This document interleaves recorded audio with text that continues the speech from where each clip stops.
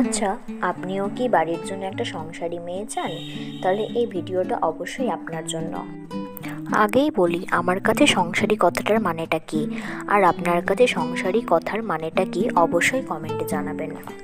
দেখুন, একটা সংসারী মেয়ে মানে আমার কাছে হচ্ছে যে তার সংসার সামলে নিজের ইচ্ছেগুলোকে সমানভাবে প্রায়োরিটি দেবে।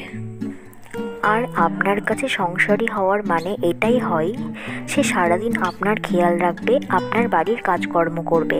তাহলে বলে রাখি, আপনি কোনো সংসারী মেয়ে চান না, আপনি চান একটা বাড়ির কাজের লোক। সময় অনেকটা পাল্টেছে, আমরা মেয়েরা নিজেদের শুধুমাত্র ঘর সংসারে বেঁধে রাখি না, নিজের স্বপ্নের পেছনেও সময় দেওয়ার চেষ্টা করি, নিজের উপার্জন নিজেরাই করার চেষ্টা করি।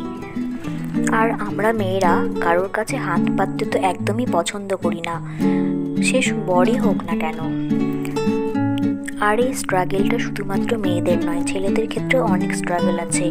ছেলেদেরকে ছোট থেকে এটার জন্যই মানুষ করা হয় যে সে একদিন বড় হবে, চাকরি করবে এবং সে সংসারের দায়িত্ব নেবে আর বউ বাচ্চাকে সামলাবে। আর কিছু মা বাবা আছে যারা মেয়েকে এটা ভেবে মানুষ করে যে বিয়ের পরে সে শ্বশুর বাড়িতে গিয়ে শুধু রান্নাবান্নাই করবে। তো সময় অনেক পাল্টেছে, মেয়েরা এখন অনেকটাই স্বাধীন, অনেকটাই স্বাবলম্বী, তারা নিজেরা নিজেদের উপার্জন করতে পারে। তো এই কথাটা যত তাড়াতাড়ি বুঝতে পারবেন ততই ভালো হবে। আর এখন মেয়েরা ছেলেদের থেকে কিছু অংশে কম না।